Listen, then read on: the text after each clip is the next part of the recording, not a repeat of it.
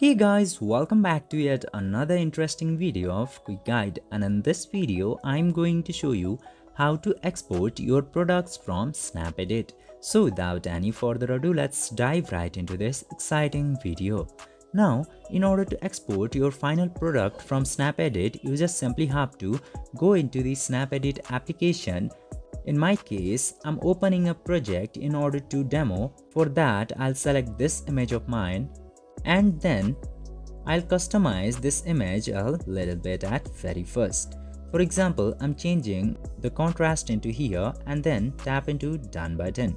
Then after that, whenever you edit something into your imported image, this save button will appear into top right. Now, in order to export the product, you just simply have to tap into that save button. And now, in order to save, you'll get two options.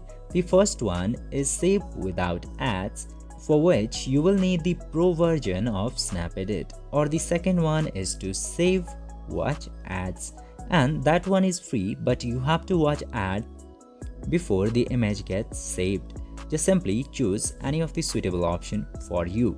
This way you can easily export your product from Snapedit. I hope this video was helpful for you.